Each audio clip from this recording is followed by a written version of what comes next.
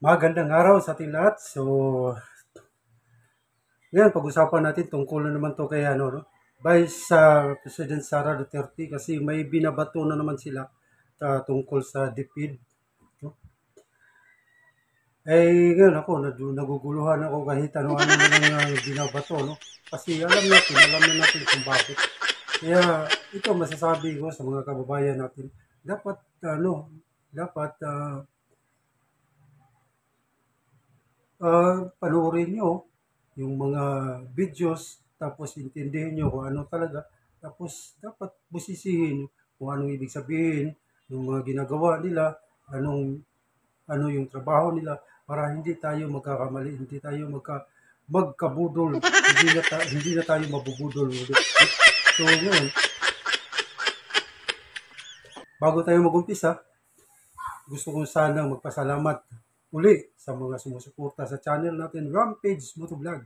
So sa mga hindi pa nakapag-subscribe sa channel natin, please subscribe, then pindutin na lang yung notification bell para masubaybayan natin yung mga sumusunod nating mga videos. Now ngayon, di na natin tagalin, di na tayo magpatumpik-tumpik para hindi tayo mahilig, hindi na masyadong haba yung videos natin. So, panoorin muna natin yung unang videos.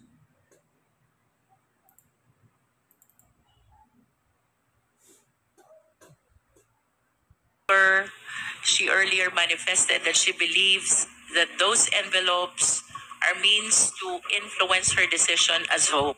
I was approached, by Attorney Monsayak, and he suggested in the presence of other officials who was with me that the bidder should just discuss among themselves.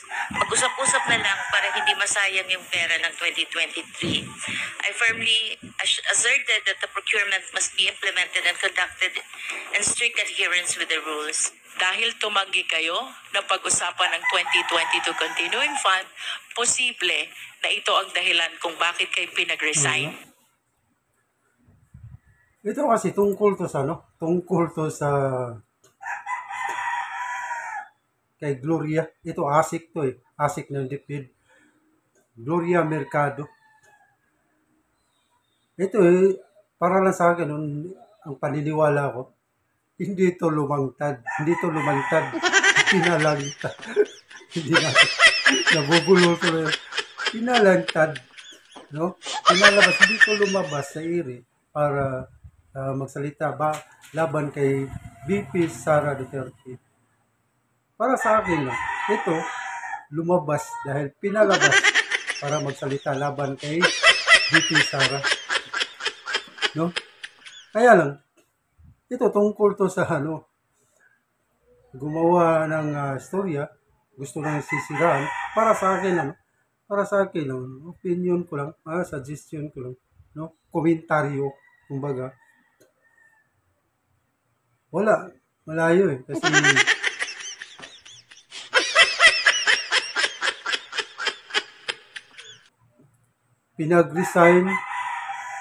pinagretiro. Ano ba talaga kuya, pinag-resign o pinagretiro? So bago natin ipagpatuloy, tuloy natin yung video. Okay, ito.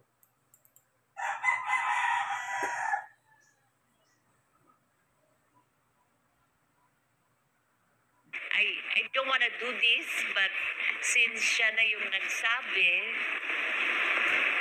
i-turn over ko na yung envelope. The envelopes where the money was. Comsec. So it's 9 envelopes. Kuha po yung So envelope. it says hope and the amount is there. Kasi ang sakit naman noon, ordinaryo lang akong trabahante, tapos inano ka ng Vice President, di ba? Oh, may pinalabas yan. Sobre. Ang problema, naglabas ka na sobre, wala namang laman. Paano matatanggal? Uy, kung sa korte yun, pwede ba yun? Siyam na, 9 na sobre, pinalabas niya. Binigyan daw siya ng iwan ko. So, napakagulo.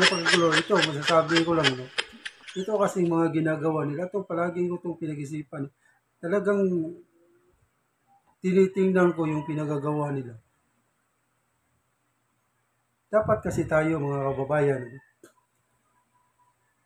dapat nating panoorin yung mga videos, yung mga lumalabas sa na hearing para malaman natin. Tsaka, bago tayo maghusga, intindihin natin.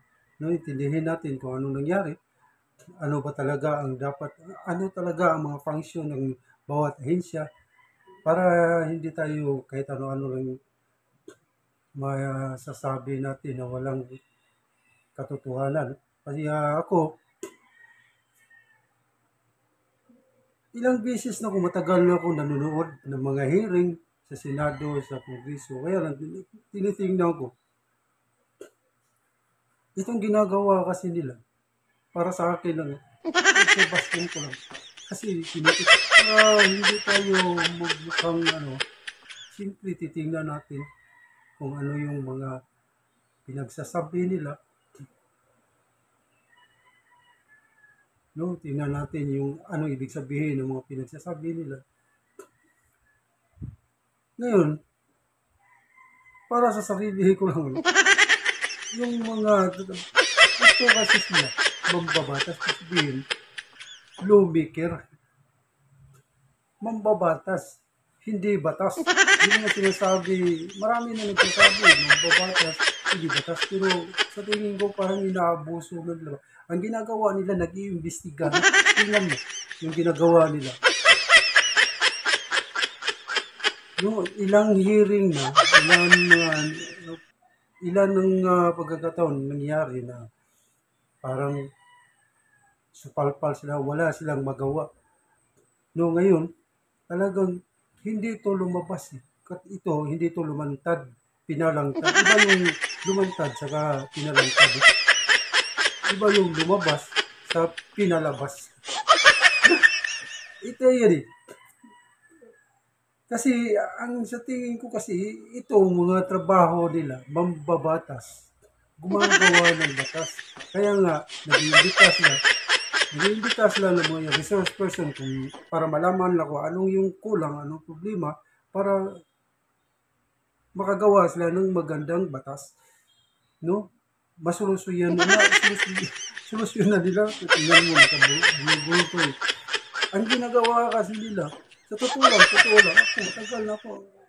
Tinitingnan ko, parang korte na. Ang ginagawa nila, parang masahol pa sila sa korte.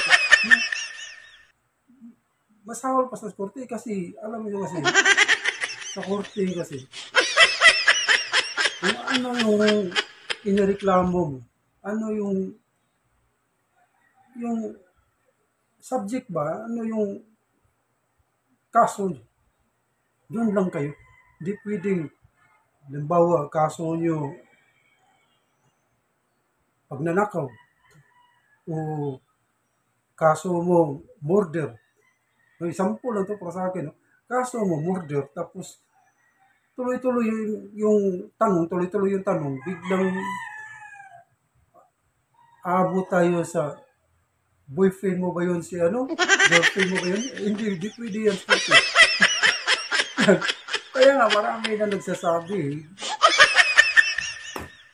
Yung mga hearing na sila, titignan mo si Alice Go. Ang pinag-usapan, natin yung tungkol sa pugo. So, focus tayo sa pugo. Gusto nyo mag-imbestiga eh. Hindi nyo man, hindi nyo man trabaho yan. Kung meron kayong ebidensya, mag-file kayo ng kaso. Kaya lang, tingnan ko sila nag-imbestiga. Tapos, ang pag-usapan natin, pugo, yung punto natin, pugo. Ba't aabot sa boyfriend mo ba siya, Hindi pwede yan. Alam ko sa korte, hindi pwede yan. Hindi tayo pwedeng kakalabit ng iba. Hindi pwede yan, hindi masyadong malayo. Kaya na ito, tingin ko, wala na. Parang ang ginagawa nila, parang nag-iibisiga. Parang nasa NBI na sila. Yung kongreso, parang NBI na. Parang investigador ng police. Di ba? Dapat doon sana sila nag-apply sa NBI. Ayun, pakita nila yung galing nila. Dito, ginagawa nila. Ang tingin ko lang, hindi kaya nagsasayang ko kasi bawat hearing, laging budget yun eh. Hindi yung gastos. Di ba? Ito lang masasabi ko. Sa akin lang yun. Komentaryo ko lang. Ito yung masasabi ko. No? Wala akong inano. Dapat natin pansinin.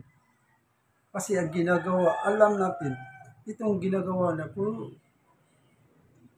si BP Sara nga, sinabi ni BP Sara, isa lang yung target nyo. Hindi naman talaga budget ang target nyo. Target nyo, no? I-impeach niya ako kasi ako yung banta. Diba? Siya yung banta. Banta ng 2028. Yun talaga. Hindi naman talaga. Malayo kasi, malayo. So ito, patuloy natin kung bakit. No? Kasi ito si Gloria Mercado. Di ba, sabi niya, ordinaryong tao lang siya. Ba't siya inano? Ba't siya inano daw di BP, Vice President? Hindi naman siya inano. Siya ang biglang lumangtad yan. Ay ngayon, mapahiya ka talaga. Tingnan natin. Si BP Sara magsalita.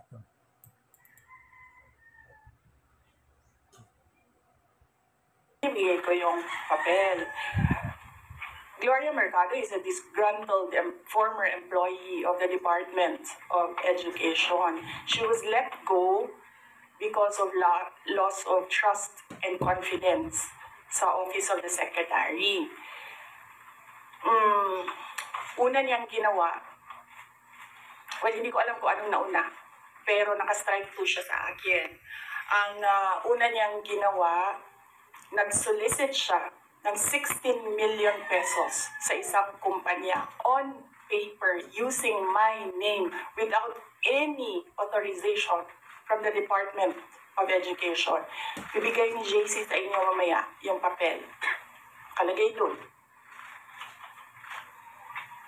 Pangalawa, noong nag-school visit ako sa Cebu, merong lumapit sa akin na teacher. Sabi niya sa akin, Inday Sara, masakit sa loob namin na mga teachers kami na nasa field.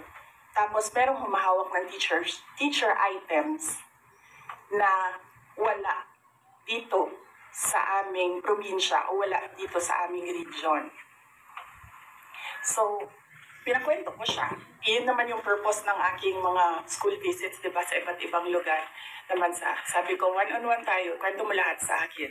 And then it turned out, ang HR mismo ng Department of Education, our undersecretary, took a teacher item from Region 7, nilagay niya sa central office for a non-teaching task. Ginawa niyang executive assistant niya. Ang apelido nun, Villar. Meron niyang paper trail. So, nung bumalik ako sa central office, tinanong ko, totoo ba na meron tayong teacher item galing sa Region 7 na nandito sa atin? Totoo daw, nasa HR. HR pa mismo ang gumawa ng parang injustice sa teachers namin sa field. So, on that second point, hindi ko na pinalampas. Sinabihan na siya na there is a loss of trust and confidence. And you should go. And then she said na, pwede bang mag-retirement na lang ako instead na paalisin ninyo ako. Kasi ang tagal ko na, matanda na ako. And then sinabihan siya, okay, sige. You go. So she's a disgruntled former DepEd employee. At yan yung dalawa na rason kung bakit siya pinaalis. May papel yung 16 million na solicitation niya. May papel yung teaching position sa Region 7 na kinuha niya. And my experience sa kanya, ayoko factual. O, di ba?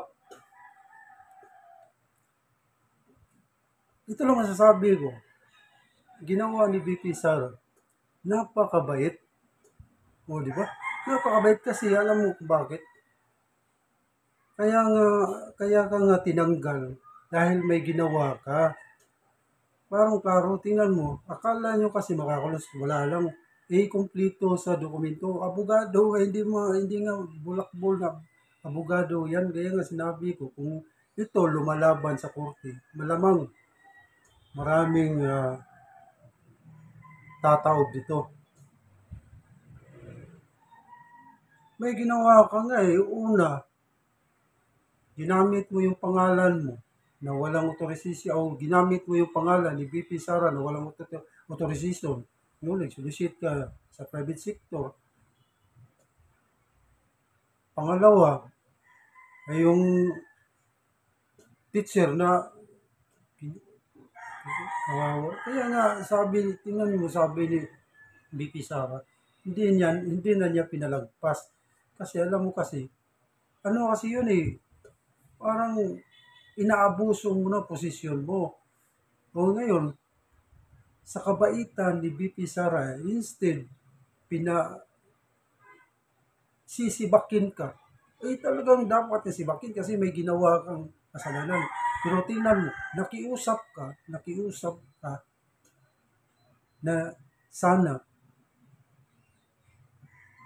mag-retire na lang siya. Kasi matanda, tingnan mo, mag-iusap ka pa.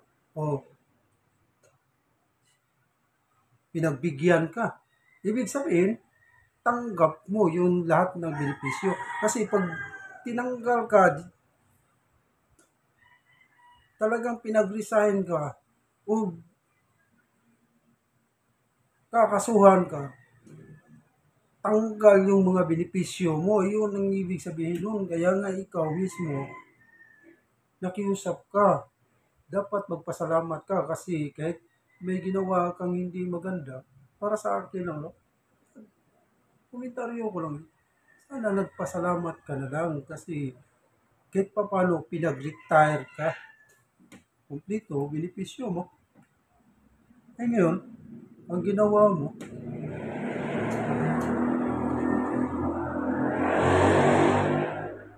pinagsabihan ka na kailangan akusa ka, kailangan may dala kang papel. May dala ka nga. May dala ka nga sobre, wala namang laman. Ano ba yan? Ayan. Ayun lang ang May dala ka nga pala. Sobre.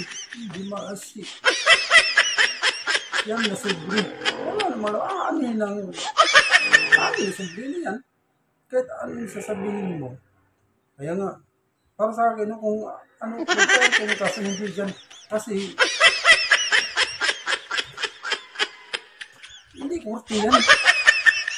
Ngayon, pag hindi pag ito masasabi, ngayon, pag ito, walang saysay. No, walang mangyayari. Maghahanap na naman yung iba. Ito yung masasabi dito si VP Sara.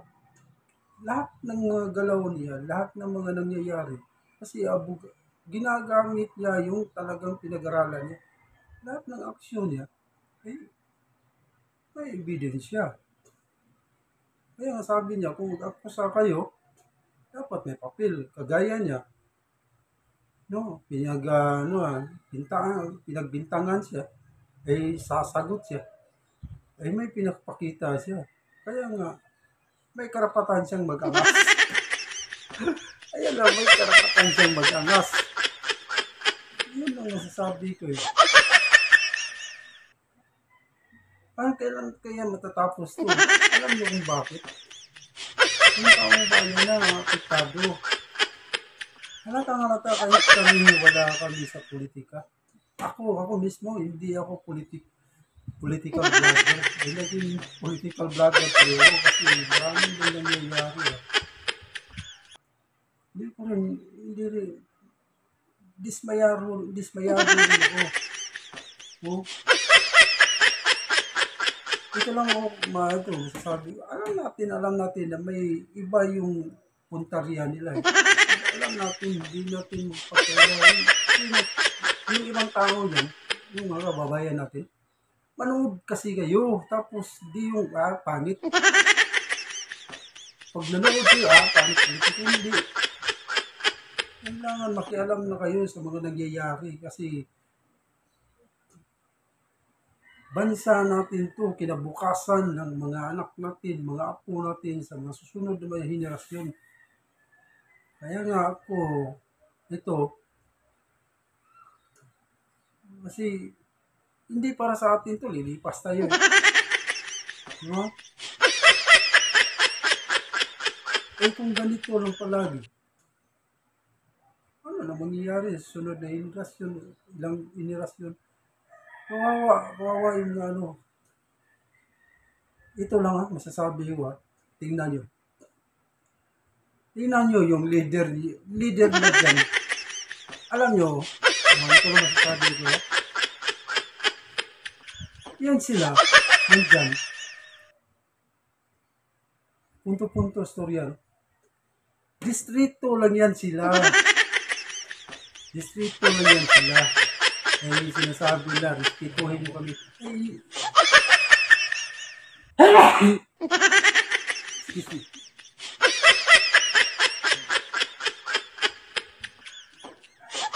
Ito distrito. Tapos, balikan natin yung mga nangyayari. Tapos, gusto nila, respetuhin sila. Eh sila, hindi naman sila respeto. Kukuha natin ng base. Kayo nga, hindi kayo respeto sa taong pangalawa sa pinakamataas na posisyon sa bansa natin. Paano pa kasi respeto sa inyo? Eh, distrito lang kayo. Eh, yan, ilang milyon ang bumuto niyan. Eh, kayo, ilan lang boto nyo, distrito lang kayo eh. Kaya nga sinabi ko, okay sana kung regional. Eh, yung distrito, ilan lang yung sakot nun. Di ba? Okay sana kung region, kasi pag region, mas malaki sakot. Eh, tapos, ang ginagawa nyo, sasabihin nyo, hindi kayo rumispito. Eh, kayo nga, hindi nyo nirespeto yung mas mataas pa sa posisyon nyo. Pinaya-kaya nyo lang eh. Eh, sasabi mabait. Tingnan mo pag nagsalita, mabait naman. Kaya lang, huwag niyong aatakihin kasi pag inaatake nyo, lilipad yan. Lilipad yan. Kukurtin kanyan. Pero pag maayos ka magipag-usap, maayos. Diba? Tingnan mo, kayo inaatake na naman. Tingnan mo nagsalita. Ang bait pa rin. Kaya nga sabi niya ayaw niyang gustong titirahin si Gloria kasi wala na yan eh. Kaya lang, nagamit.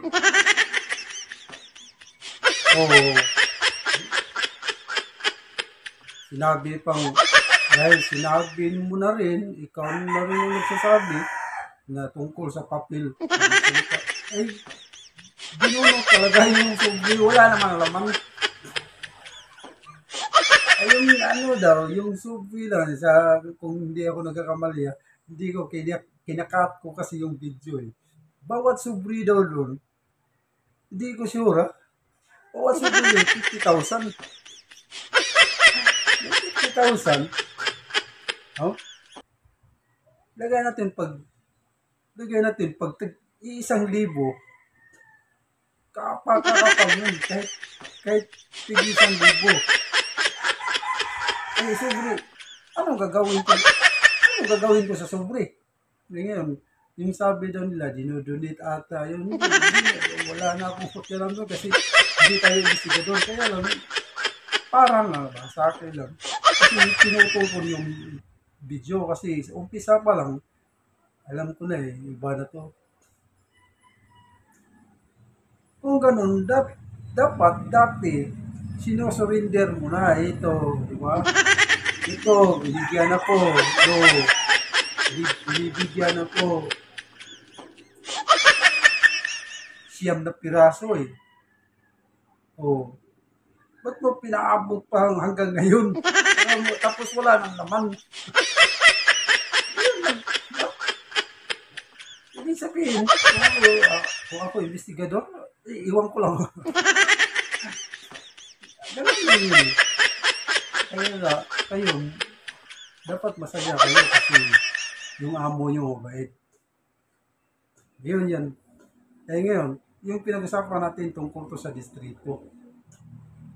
Pag sinabi distrito, kaya lang, yung obligasyon nila, no? Obligasyon nila nasa pira. Ay, sinadya man yan kasi alam natin, ba't sinadya yan? Kasi dapat may representative bawat distrito para hindi maano ba, maraming nakakaalam kasi pira yan. Sila yung nagaano, may responsibilidad sa pira ng bayan. Pero hindi ibig sabihin sila ng alas. No? Hindi ibig sabihin mas may karapatan sila sa Senado. Hindi, puro sila may karapatan. Hindi ibig sabihin mas malakas sila sa Senado. No? Binigyan na sila ng assignment. Yun talagang batas yan. Pero huwag kang magyabang-yabangan. Alam mo kung bakit? Distrito lang kayo. Yung Senado, national yun. Lalo na yung Vice President. National yun. Yung Senado, milyones yung boto nun. Kayo, ilan lang. Hindi kayo umabot siguro ng 100,000. Yung sinasamantala talaga nila. Ayun. Tingnan nyo ito. Itong isa ko, video ko. May video ako kay Bongo yung nagagalit siya. Nagagalit si Senator Bongo. Iba na to. Iba to, wala na sa. Pero ilabas ko lang yung tungkol to sa ayuda. May anong tawag ito, may favoritism. Kung gusto nila yung politiko na yan, okay. Kung hindi nila gusto yung politiko na, ibig sabihin, hindi pwede, bawal. Tingnan mo. Yung isang tao, yung amo nila dyan. No? Distrito ng BP, Samar. Distrito ng Samar. Ba't karating, namimigay ng ayuda doon sa Davao? Kahit saan ano ka, presidente?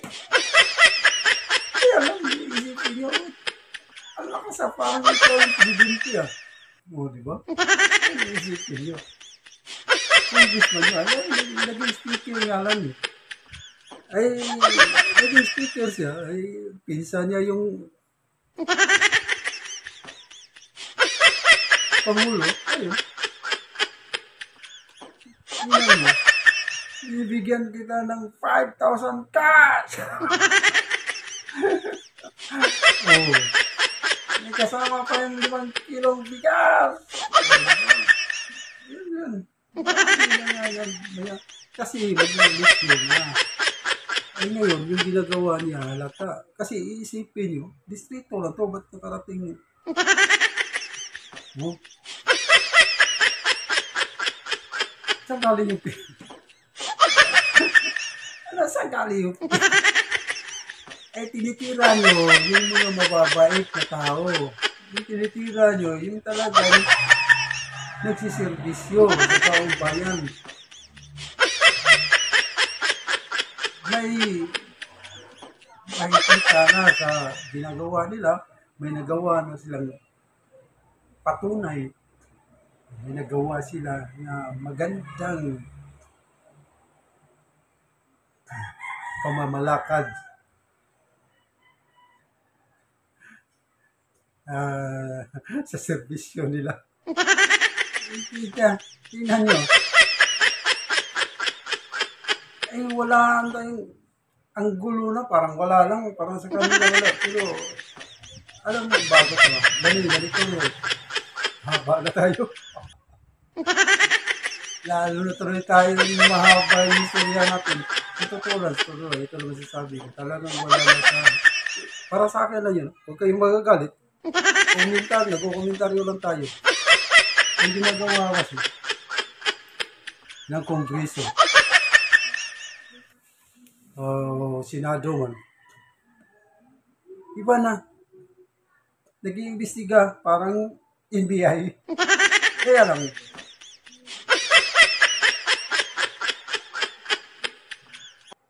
Lilihis din kayo kasi kaya nga sinasabi, Marcolita ito maganda. Mas magaling pa nga si Morales. Kaya nga si Morales galit na galit. Pag-usapan natin ito, ano tayo sa, nakaano tayo ba? Ito yung pag-usapan nito. Ba't kayo lalabas? Layo ng, parang tuloy ka nang talagang hahanapan ka ng, hindi man. Ano sabi ko, pag pag-usapan na rin tungkol sa kamatay ng tao. Yun, pag-usapan natin yung kaso murder. Yun sa kanila, pugo. Ang pag-usapan na pugo, tapos makarating. Kita ba kayo? Nako.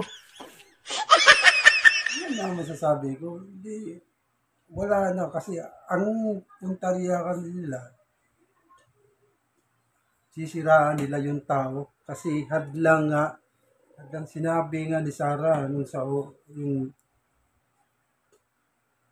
mismo sa hearing, sabi niya hindi naman ang budget yung puntarya nyo, ang puntarya nyo ay sirain ako, balatan nyo ako ng buhay, o diba?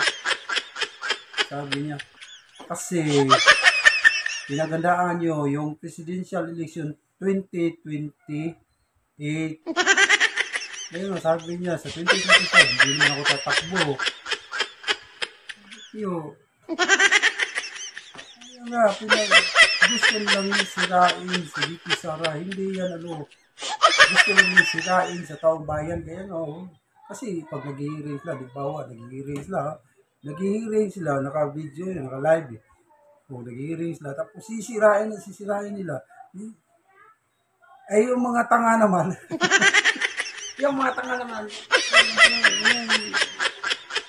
ganito pala si BP. Ito naman. Ngayon, tuloy pa tayo. Bigyan ko kayo ng 5,000 cash. Diba? Kasama pang 5 kilong bigas. Yung mukha na sa bigas. So, hindi na tayo magtatagal. Hanggang dito na lang. Maraming salamat sa mga sumuporta sa channel natin. Once again, maraming salamat sa inyo lahat. At sana'y ingat tayo palagi. Thank you.